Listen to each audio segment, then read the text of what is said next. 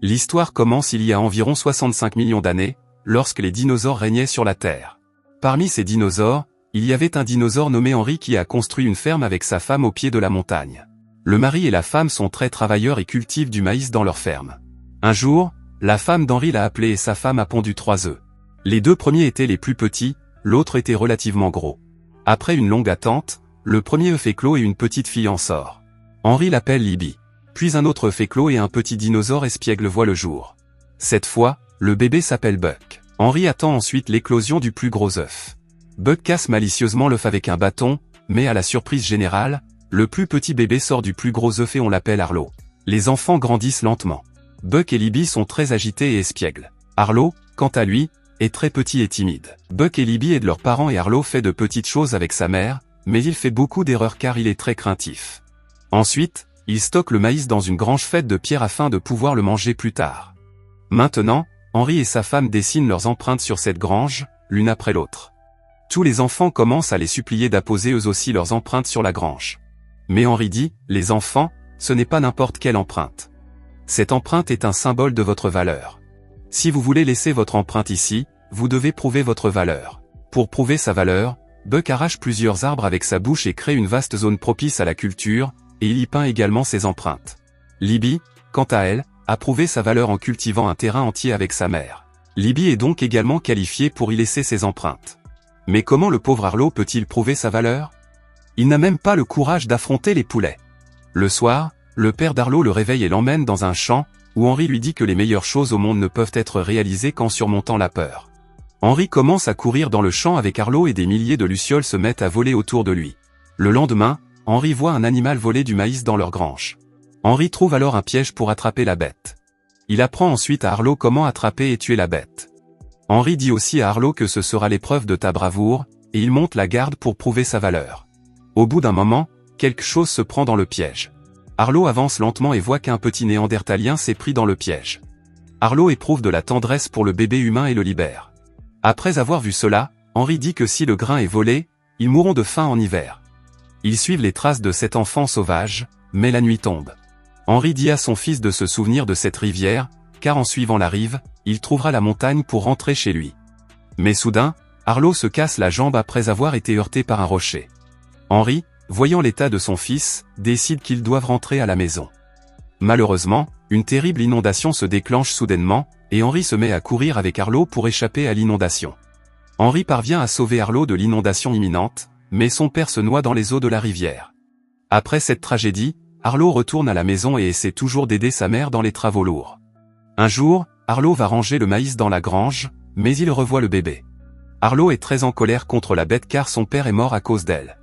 Il poursuit le garçon, mais malheureusement, Arlo tombe dans la rivière avec l'enfant. Par la suite, le courant de l'eau emporte Arlo très loin. Avec beaucoup de difficultés, il monte au sommet de la colline pour chercher sa montagne natale, mais il ne trouve rien et se souvient des paroles de son père. Arlo commence à se déplacer le long de la rive, mais il a maintenant très faim, alors il essaie de cueillir des fruits sur un arbre. Mais le pauvre Arlo tombe et reste coincé sous un rocher. Arlo essaie de s'en sortir, mais il n'y parvient pas. Déçu, le petit dinosaure s'endort. Au matin, Arlo s'aperçoit que quelqu'un a fait un trou sous ses pieds.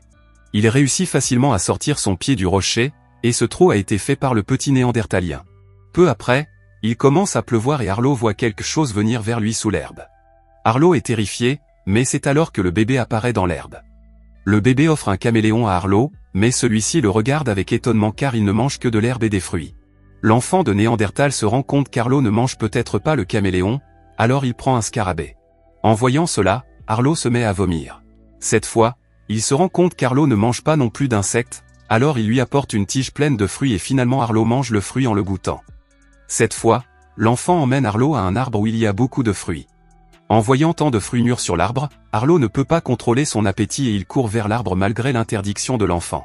Dès qu'Arlo s'approche de l'arbre, un serpent apparaît. Effrayé, Arlo tombe de la falaise de la colline. Même après, le serpent continue de poursuivre Arlo. Mais le garçon chasse le serpent. Le serpent réussit à s'échapper, sauvant ainsi la vie du garçon.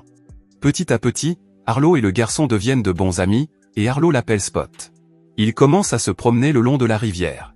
Peu après, Spot voit Arlo manger un fruit qui traîne sur le sol et commence à le manger lui aussi. Au bout d'un moment, Spot se rend compte que le fruit est en fait pourri et qu'ils sont tous les deux malades. Ils commencent à voir des choses étranges. Dans leurs rêves, ils volent dans le ciel. Dès qu'ils reviennent à la normale, il fait déjà nuit. Mais avant de s'endormir, Arlo s'ennuie de son père. Arlo plante 4 bâtons dans le sol et explique à Spot la signification de la famille.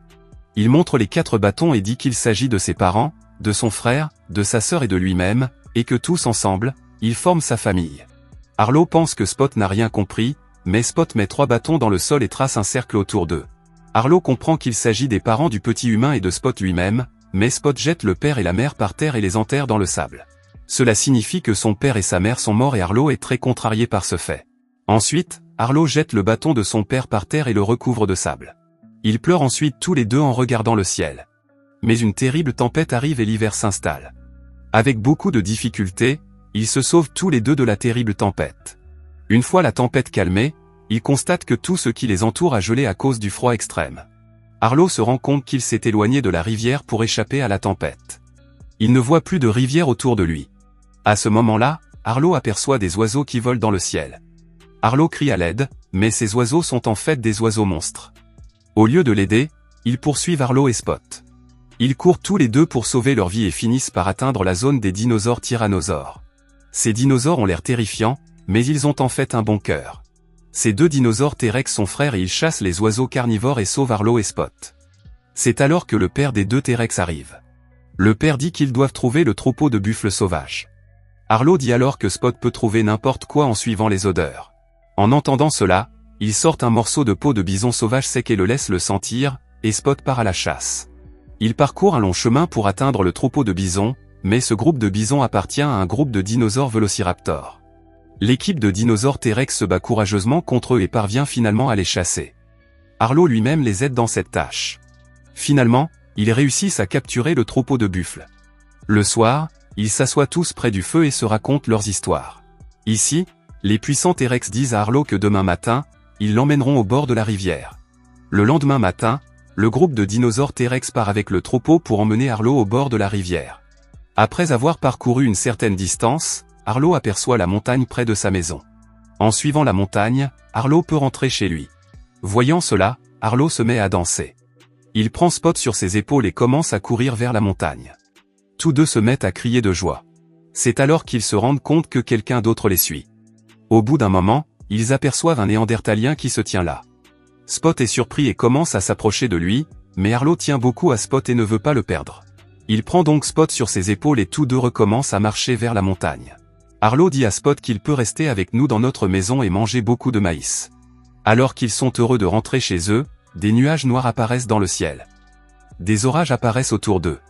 Soudain, Spot voit les terrifiants oiseaux dans le ciel. Cette fois, les oiseaux enlèvent Spot et le jettent en bas de la colline. Arlo se retrouve coincé dans des racines et il essaie tant bien que mal de se libérer, mais soudain une pierre lui tombe sur la tête. Arlo s'évanouit immédiatement. Il voit alors son père en rêve. Celui-ci lui dit qu'il est devenu beaucoup plus courageux. À ce moment-là, Arlo reprend conscience. De toutes ses forces, Arlo se libère et va sauver son ami Spot. Il se met à la recherche de Spot et finit par le trouver, caché par les oiseaux. Les oiseaux essaient de le manger et Spot se sauve en entrant dans le creux d'un arbre.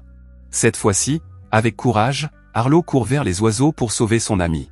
Il se bat avec ces oiseaux carnivores et finit par sauver son ami. À ce moment-là, l'eau atteint la montagne à grande vitesse.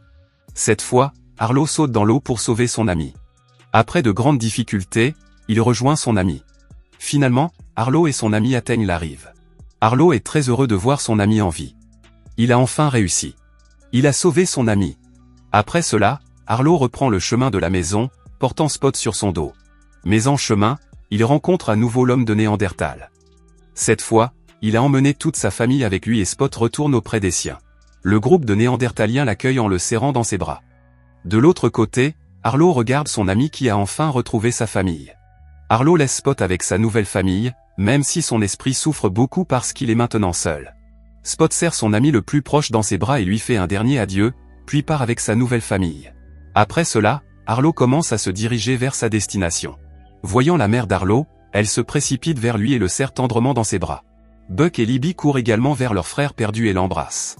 Et maintenant qu'Arlo a enfin surmonté toutes ses peurs, il dessine ses propres empreintes à côté de celles de son père. C'est ainsi que s'achève ce merveilleux film. Si vous souhaitez un récapitulatif de votre film préféré, postez-le dans les commentaires. Abonnez-vous et laissez un like. Merci d'avoir regardé.